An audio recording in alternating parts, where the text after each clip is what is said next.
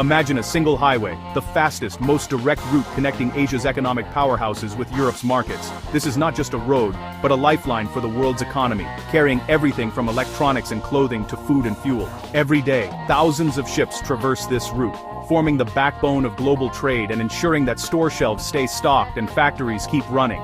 Now, imagine that highway is under attack. Every day, drones and missiles target the vehicles traveling on it. The threat is constant, unpredictable, and growing more sophisticated, putting crews and cargo at risk and sending shockwaves through the shipping industry. This isn't fiction, it's the Red Sea today, a vital waterway turned global flashpoint. Once a symbol of seamless connection, it's now a battleground where commercial interests and geopolitical tensions collide. For months, this critical trade artery has been squeezed, threatening shock waves across the global economy. Ships are delayed, goods pile up, and uncertainty ripples through supply chains from Asia to Europe and beyond. The impact is felt far beyond the Middle East, reaching ports, factories, and store shelves worldwide. Businesses scramble to adapt, rerouting shipments and bracing for shortages and delays that affect everyday life. Commercial vessels face a stark choice: risk a dangerous passage, or take a much longer, costlier journey. Each decision carries consequences, not just for shipping companies, but for economies and consumers everywhere. Most are choosing the long way around Africa, creating a massive rerouting of global trade. This detour adds weeks to delivery times and strains already stretched supply chains. The cost to move a single container from Shanghai to Rotterdam has skyrocketed, and insurance premiums have soared. Shipping companies are forced to pass these costs along, driving up prices for businesses and consumers alike. These costs trickle down to you, the consumer, raising prices on everything from clothes to electronics. Even basic goods become more expensive and delivery times stretch longer than ever before. The world is holding its breath as warships from the US, UK, and allies now patrol these waters, escorting cargo and intercepting threats. Their presence is a sign of just how high the stakes have become and how fragile the balance is. Every drone shot down is a reminder of how close we are to dangerous escalation. Each incident could spark a wider conflict, threatening not just trade, but regional and even global stability. The Red Sea crisis exposes the fragility of our interconnected world. A single choke point can disrupt the flow of goods, jobs, and livelihoods across continents. A regional conflict here can have immediate, profound global consequences. What happens in these waters doesn't stay here, it ripples out, affecting economies and lives everywhere. The world's economic heartbeat now depends on the safety of this narrow strait. As long as this artery remains under threat, the pulse of global trade and the stability of our daily lives hangs in the balance. To understand the current crisis in the Red Sea, we first need to know who's behind these high-profile attacks: the Houthis. This group, often in the headlines, has become a major player in the region's ongoing turmoil. The Houthis are a political and military movement that now controls much of Yemen's Red Sea coastline, including key ports and strategic territory. Their rise to power has been fueled by years of conflict and instability in Yemen. Backed by Iran, the Houthis receive not just funding, but also advanced training, military advisors, and sophisticated weaponry, including missiles and drones that have changed the balance of power in the region. The Houthis claim their attacks are acts of solidarity with Palestinians, saying they are targeting ships linked to Israel in response to the Israel-Hamas conflict that erupted in late 2023. Their rhetoric has resonated with some in the region, fueling protests and drawing attention to their cause. But, as the conflict escalated, the attacks quickly became indiscriminate, striking vessels with no clear connection to Israel.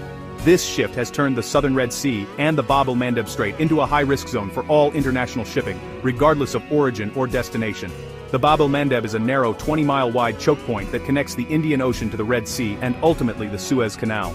Every year, billions of dollars in goods pass through this vital artery, making it one of the world's most important maritime routes. From their positions along Yemen's rugged coastline, the Houthis have launched a barrage of drones, anti-ship missiles, and explosive-laden boats at passing commercial vessels.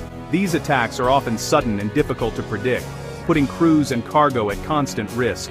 The escalation has been both swift and severe, forcing international navies to step up patrols and convoys. The freedom of navigation, a core principle of international law and global trade, is now under direct threat in these waters. By disrupting this vital shipping lane, the Houthis have not only gained global attention, but have also put immense pressure on the world economy. Shipping delays, rising insurance costs, and rerouted vessels are already being felt worldwide. Their actions demonstrate how a relatively small, non-state group can use geography and modern weaponry to hold global trade hostage, challenging even the world's most powerful nations. The world now faces a threat that is both military and economic, with ripple effects reaching far beyond the Middle East. The challenge ahead is clear. How can the international community respond to a group that has proven it can disrupt the arteries of global commerce? And what will it take to restore security to these crucial waters? The Red Sea is one of the world's most crucial maritime highways, serving as a lifeline for global commerce and connecting continents, cultures, and economies. Every day, hundreds of ships navigate its waters carrying goods that touch nearly every aspect of our lives. At its northern tip lies the Suez Canal, a man-made marvel that has transformed international trade since it opened in 1869. This 120-mile waterway links the Mediterranean and Red Seas, forming the fastest and most direct sea route between Asia and Europe. Without it, ships would have to take the long way around Africa, adding weeks to their journeys. Before the crisis, over 12% of global seaborne trade and 30% of container traffic passed through here, making it a true artery of the world economy. Everything from German cars to Chinese smartphones, medical equipment, clothing, and food supplies relied on this route to reach markets quickly and efficiently. It's also a vital channel for energy. Millions of barrels of oil and natural gas flow through daily, fueling industries and homes across Europe, Asia, and beyond. When this artery is blocked, ships must detour around Africa's Cape of Good Hope, a route that is not only longer but also more dangerous and expensive. That adds 10 to 14 days and thousands of miles to each voyage, burning more fuel, increasing costs, and raising the risk of delays and accidents at sea.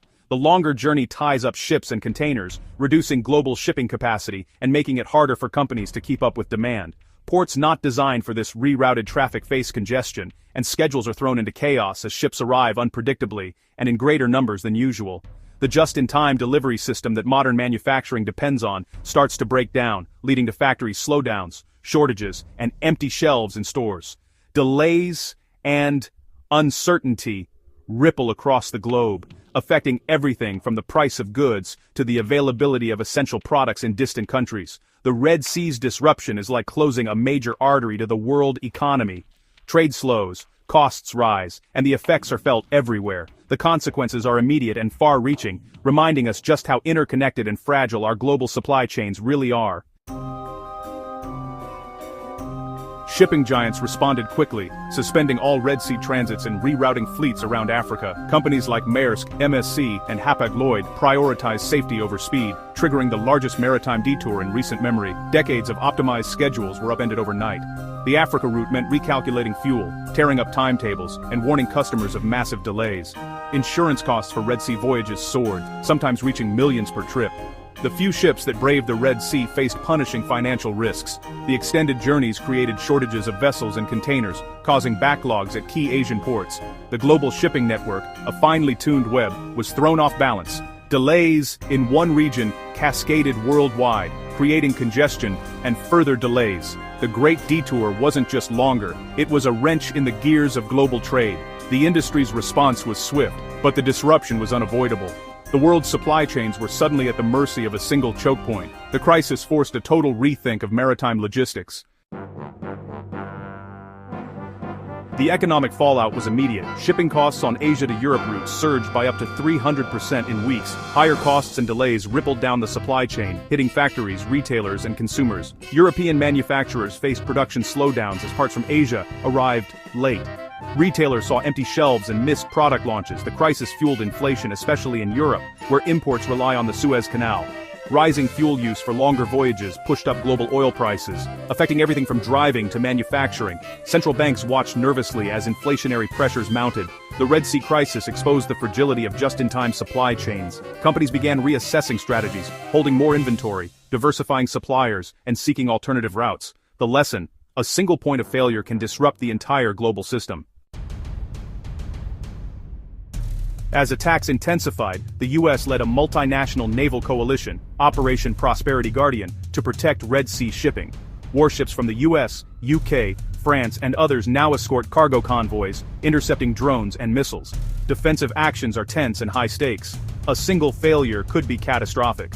The US and UK have also launched airstrikes on Houthi targets in Yemen to degrade their attack capabilities. But these actions risk escalating the conflict and increasing regional tensions.